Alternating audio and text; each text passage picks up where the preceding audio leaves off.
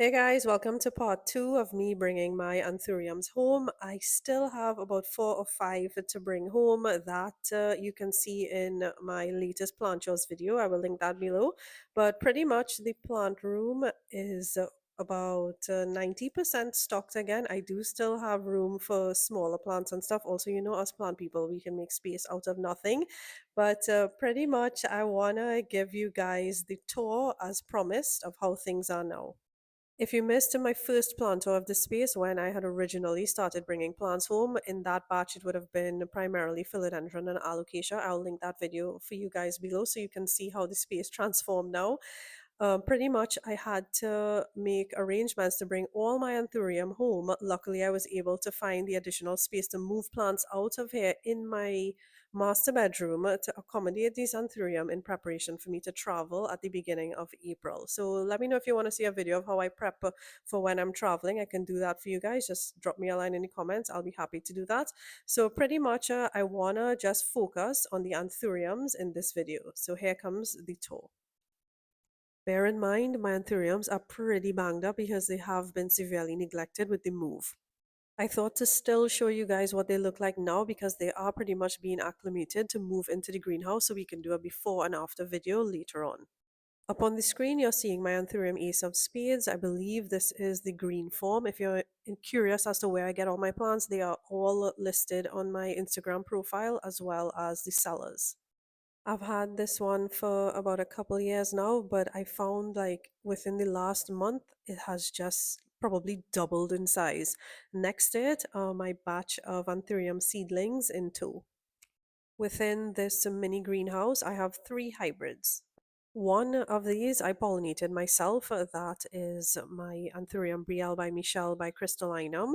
The other was self pollinated, I believe, or just naturally pollinated in my garden. That's my Vitrifolium seedlings.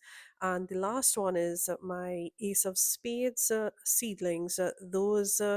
Well, that mother plant came with an already pollinated inflow upon purchase, so I am unaware of what the pollen parent was. So I guess as they grow out, we can look forward to seeing what they turn into. I'll be sure to update you guys. What you're seeing now are the Vitrifolium seedlings. Before that were the Brielle by Michelle by Crystallinum, and these are the Anthurium Ace of Spades hybrids. I have another cross into. I'll do another video to reveal that one later on. Sitting above the mini greenhouse, I still have to find a proper spot for these. That cross that I'm referring to, my latest, those seeds inside of there, it's really just sitting on some sphagnum moss in a clear container to maintain greenhouse conditions. So I'll keep you guys posted. If you're following me on Instagram, you probably already know which cross that is. But I'll give you guys all the details later on. By the way, all the plants in here receive west facing light. Just to clarify, that's diffused west facing light, so no direct light touches any of these anthuriums. Some direct light does reach my Monstera albo, which is all the way to the front where the gate is.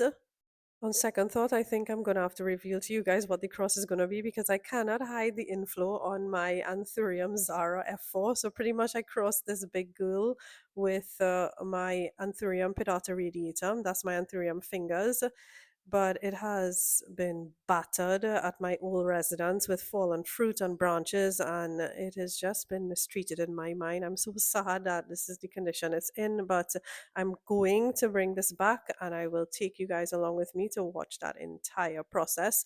But it is such a dark, velvety, gorgeous, gorgeous, easy care anthurium. Definitely in my top favorites. Next to my Anthurium Zara F4, or maybe I should say below it, is my Anthurium villanorum. This has been a slow grower for me, but I definitely recommend it if you struggle with queen anthuriums like I do. I really have not been successful at growing any of the queens, but that one I find is such a great dupe. Next to it is my Anthurium Bessie F. This one is quite holographic with dark foliage, very similar to the Zara F4, but its veins is what sets it apart and that wide sinus. Next to it is my Anthurium Regale. You'll see me popping the names of these plants up on the screen in case I'm pronouncing them wrong, but pretty much my Regale has two leaves on it. It's doing that thing where when one leaf is growing, the other one is dying. That usually means it's ready for a repot. Below it is my Anthurium magnificum silver. This was a new import for me. I got this one last year, September. I'm in two minds if it is a magnificum silver, though. If you have one, I would love to hear what your thoughts are on the one that I have, if indeed it is a mag silver. Below that or next to it is my Anthurium Crystal Hope. This one has really been another one that has been battered. It also is a little more difficult for me to grow, but I'm happy at least it has three leaves. Of course, that new leaf, a branch, fell and ripped it, but I am just, hanging in there because I know they're going to be back up and running soon. What I am touching is my Anthurium Red Crystallinum by Brielle. This one sized up so quickly. For me, it has been such a easy grow as well. It is covered in all sorts of poop, bird poop, lizard poop, everything you name it, it's covered in that. Just in front of it is my Anthurium Crystallinum by Magnificum. This crystal mag is just insanely gorgeous. The veins glow all the time. The emergent, I believe I have a picture on Instagram. I'll see if I can insert it for you guys. But it's just amazing to watch how transformative it is. It truly has those prominent crystallinum veins. Just below on the shelf lower down is my Anthurium forgetii. This one has only recently started growing for me. It took a while to acclimate, but I'm so happy it does. The veins are quite minimal and it's one that I'm really looking forward to crossing. It currently has an inflow, but I'm holding up on pollination right now as the plants will need some time to acclimate to this space. And once I think they're happy again, I will start back that hybridization process. What you're seeing in front of you is my very muddy Anthurium magnificum by Ace of Spades. Again, I can't say this enough. I can't wait to just have clean leaves all the time. I know this is a process, and I am hanging on by my wits' end here, but yes, this is my Anthurium magnificum by Ace of Spades. Soon I'll have space for it to really just blow up. Next to it is my Anthurium clarinuvium. This one has such a compact growth pattern, and that's because two nodes have activated on a stump that I got from a friend, and they've both been growing at the same rate. I'm not complaining at all because I absolutely love this plant. It was actually the first Anthurium that was on my wish list to get back in the day. As in to start my collection with. Instead, I got an Anthurium crystallinum, but eventually I got this one and I'm just still blown away by it. Just above is my Anthurium vitirifolium. This one shed a bunch of leaves. If you saw the first tour, you would have seen how bushy it was, but I'm happy it finally put out a new leaf here and it is massive. This is the full length of the newest leaf here and it still hasn't hardened off. It is probably a meter long at this point. So I'm so happy that it's happy. In hindsight, I'm thinking it maybe shed a bunch of leaves because it was recovering from pregnancy because that's the plant that I got my vitrifolium berries from. So maybe it was just a reaction to having gone through pollination. But anyway, let me know what you think in comments. If you think, maybe that was the reason why it shed. But what you're looking at now is my Anthurium pallidiflorum, which is also flowering.